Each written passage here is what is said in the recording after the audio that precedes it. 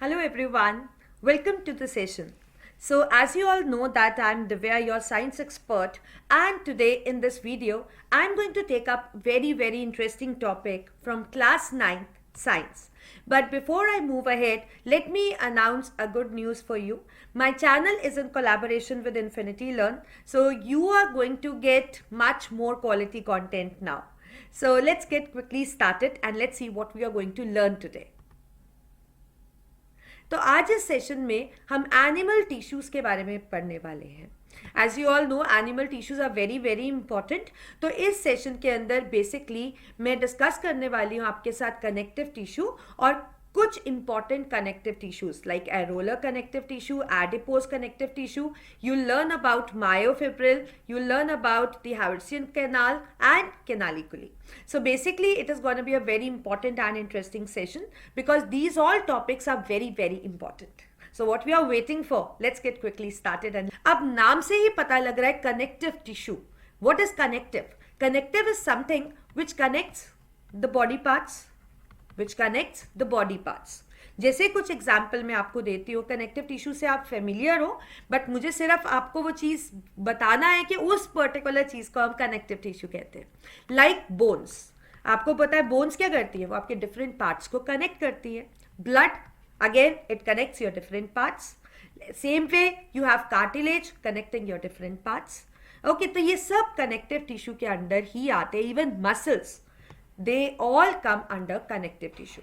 अब connective tissue का mainly काम क्या है? कनेक्शन तो मैं आपको बता चुकी हूँ कि it is gonna connect different body parts. तो हम कह सकते हैं ये हमारी बॉडी को एक प्रॉपर फॉर्म देता है, राइट? हमारे ऑर्गन्स को एक प्रॉपर फॉर्म देता है और प्रोटेक्शन भी करता है इंटरनल ऑर्गन्स की, इंटरनल सपोर्ट प्रोवाइड करके. ठीक है. फॉर एग्जाम्पल अगर आप बोन्स की बात करो, बोन्स एक हमारा स्केलेटल फ्रेमवर्क बनाता है. तो बेसिकली आपके जितने इंटरनल ऑर्गन्स हैं उन सबको सपोर्ट कौन दे रहा है? Obviously your skeletal system. अब कनेक्टिव टिश्यू को बच्चे हम डिवाइड कर सकते हैं into two main categories. One is proper connective tissue and other is special connective tissue. अब प्रॉपर कनेक्टिव टिश्यू को हम और दो कैटेगरीज में डिवाइड करते हैं, loose connective tissue and dense connective tissue. अब इसमें डिफरेंस क्या है? लूज का मतलब है बेसिकली होने वाला यही है, सेल, फाइबर्स और ग्राउंड सब्सटेंस. बट फर्क क्या रहेगा? लेट्स से अगर मैं कहूँ ये सेल्स है तो इसके अंदर आपको फाइबर्स जो है वो बहुत थोड़े दिखेंगे. फाइबर्स जो है वो हमें बहुत थोड़े दिखेंगे, इसलिए पूरा जो इंटरनल स्ट्रक्चर है वो बहुत लूज दिखेगा. और डेंस की अगर हम बात करें तो डेंस के अंदर you will find cells also, again you will find the ground substance और इसमें फाइबर्स बहुत सारे दिखेंगे. तो आप कह सकते हो it is densely packed. So this is what is a dense connective tissue and a loose one. Less fibers, more fibers. Loosely are packed and heavily packed. अब loose connective tissue के आगे कुछ टाइप्स है जिसमें से दो important types में यहाँ कवर करने वाली हूँ, एरोलर और एडिपोज. अब ये चीज तो क्लियर है कि एरोलर और एडिपोज लूज कनेक्टिव टिश्यू है, मतलब उसमें जो सेल्स है उनके बीच में जो फाइबर्स है वो फाइबर्स जो है they are less in number. इसीलिए जो सेल्स हैं आप कह सकते हो दे आर लूजली पैक्ड. तो जानते हैं एरोलर कनेक्टिव टिश्यू के बारे में पहले. तो एरोलर लूज कनेक्टिव टिश्यू तो यू नो नाउ, मतलब इसमें जो फाइबर्स है वो कम है, right? So it is one of the loose cellular connective tissue. अब ये मिलता कहाँ पे है?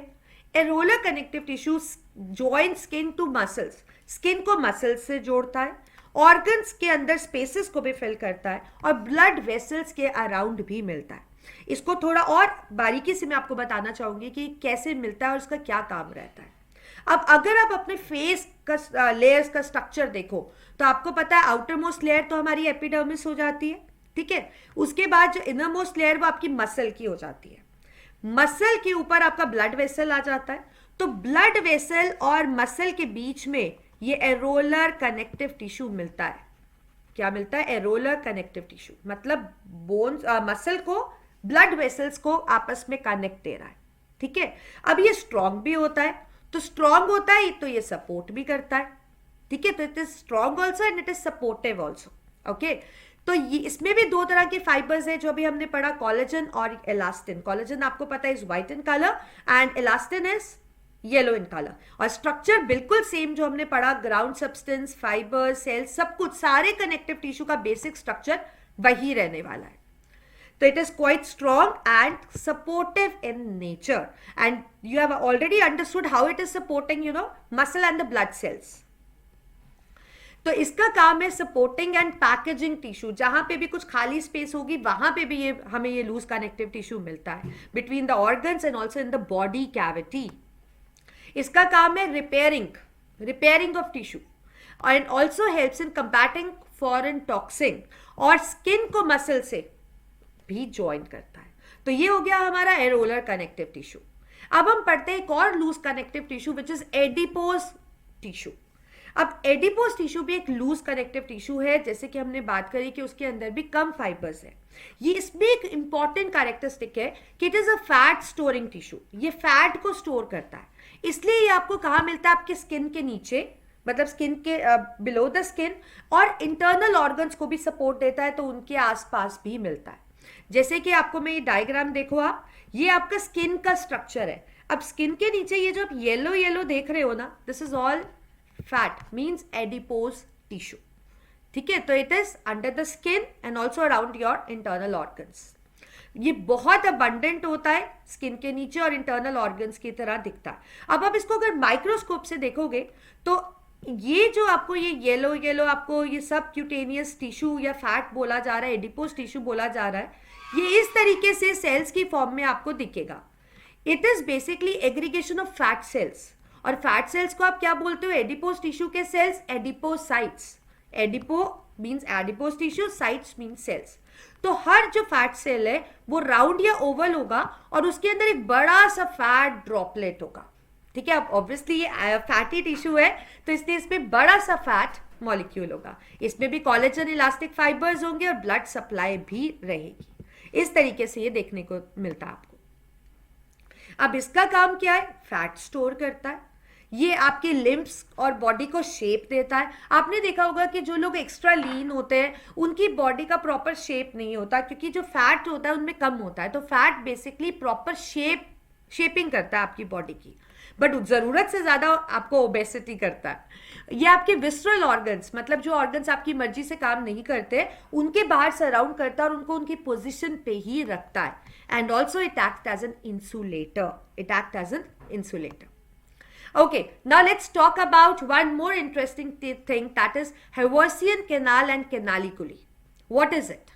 अब आप सबको पता है कि बोन भी हमारा एक कनेक्टिव टिश्यू है, राइट? बोन भी हमारा एक कनेक्टिव टिश्यू है. Bone to bone is connected with the help of tendons.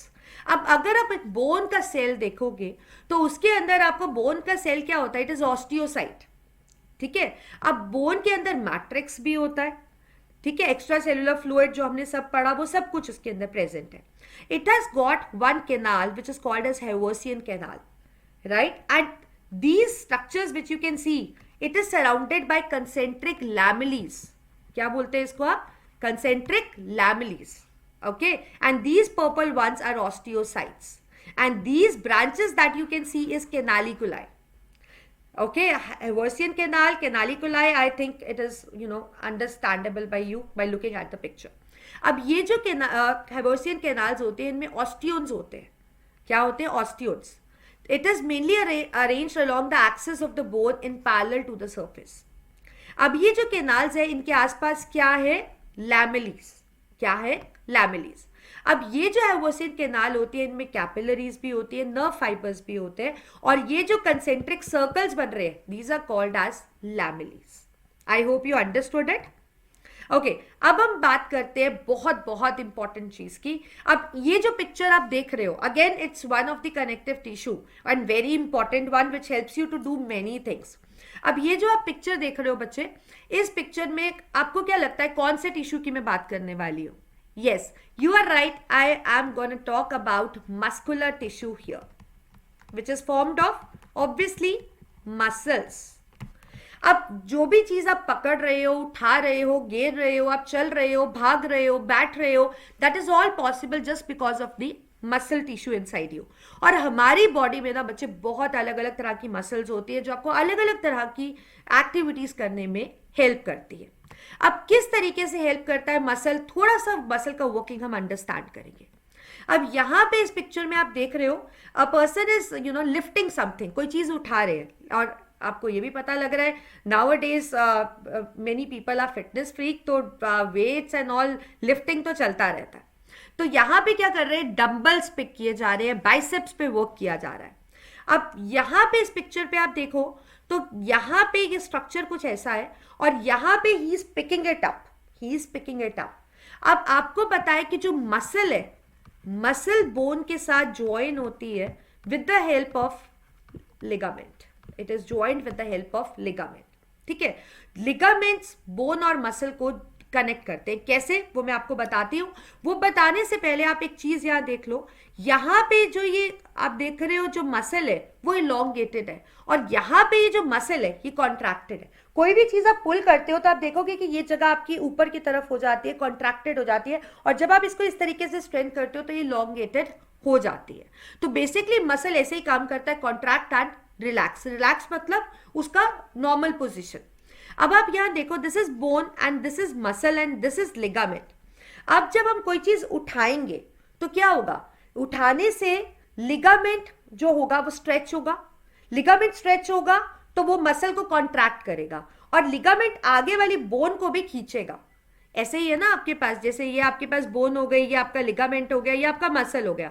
Let's say अगर मसल आपका कॉन्ट्रैक्ट हो रहा है तो लिगामेंट भी तो पुल होगा ना, पुल होगा तो वो बोन को भी खींचेगा। दिस वे हम कोई चीज उठा पाते हैं, you get contracted, your muscle get contracted.